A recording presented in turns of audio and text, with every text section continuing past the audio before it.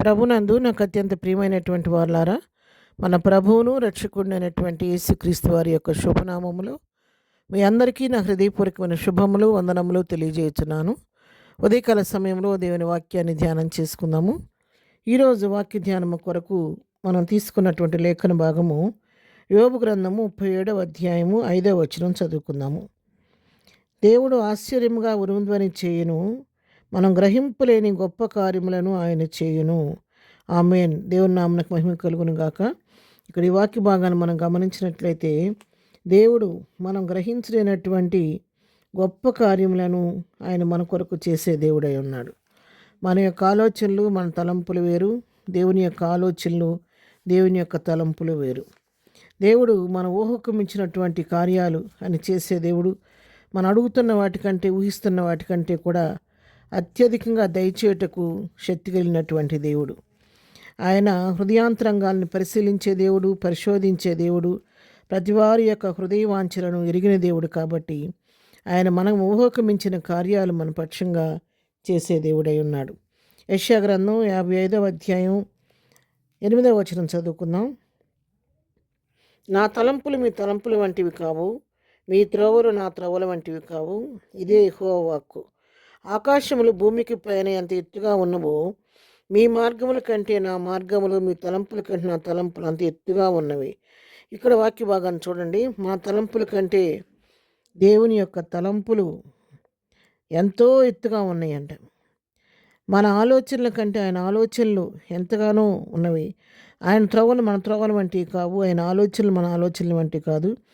భూమి కంటే ఆకాశం ఎంత ఎత్తుగా ఉందో, మన మార్గముల కంటే ఆయన దేవుని యొక్క మార్గములు, మన తలంపుల కంటే దేవుని యొక్క తలంపులు అంత గంభీరముగా, అంత ఎత్తుగా ఉన్నాయి అని చెప్పి దేవుని వాక్యం సెలవిస్తూ ఉంది. ఆయన లెక్కలేని అద్భుత క్రియలు చేసే దేవుడు, ఆశ్చర్య కార్యాలు చేసే దేవుడై ఉన్నాడు. తన యొద్దకొచ్చి వారిని ఎంత మాత్రం త్రోసివేసే దేవుడు కాదు. దరిచేరితే పొమ్మనే దేవుడు అంతకంటే కాదు. మనం ఒక మనవి ఆయన సన్నిధిలో చేసుకున్నప్పుడు, మరి ఆ మనవుని గురించి మనం కనిపెడుతున్న సమయంలో మనం చేసిన మనవికి అనేక రెట్లు ఉన్నతమైన స్థితిలో దేవుడు ఆ కార్యాన్ని మన పట్ల చేసి చూపిస్తాడు.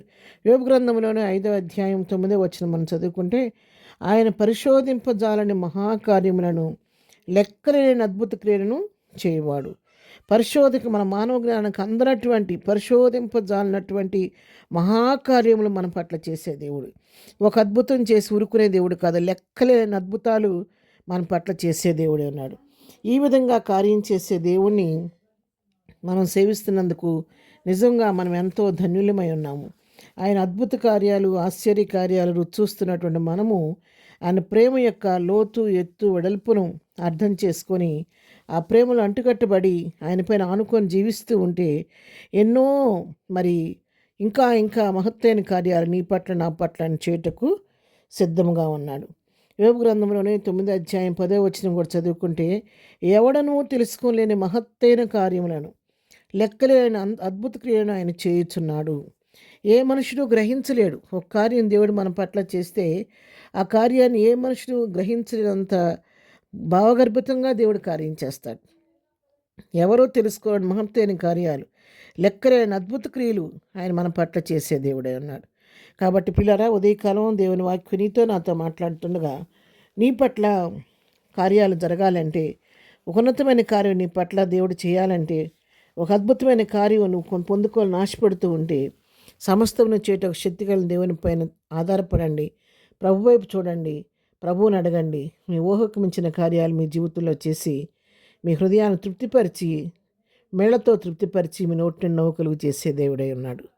ప్రార్థన. ప్రేమగల తండ్రి, పరిశుద్ధుడా, నీ పాదములకు వందనాలు.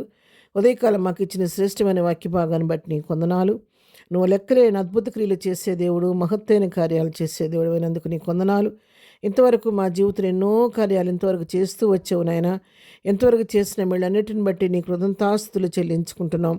ఇక ముందు కూడా మా పట్ల నువ్వు చేయబోతున్నటువంటి కార్యాలను బట్టి నీ నామానికి వందనాలు, స్తోత్రాలు చెల్లిస్తున్నాం. ఇదిలో మేము చేయి పనిపాట్లో, రాకపోకల్లో తోడుగా ఉండండి. ఇదిను బర్త్డే మ్యారేజ్ చేసుకున్న బిడ్డలను దీవించండి, ఆశీర్వదించండి. బలహీనంగా ఉన్న వారిని ముట్టండి, స్వస్థపరచండి. దుఃఖంలో ఉన్న వారిని ఓదార్చండి. ప్రతి వారి పట్ల నీ కార్యం జరిగించి ప్రతివారి నోటి నవ్వు కలుగు చేయమని యేసునామములో ప్రార్థించడి పొందుకొని ఉన్నాము తండ్రి. ఆమెన్. ప్రభు కృప సదాకాలం మనందరికీ తోడై నడిపించును గాక. ఆమెన్.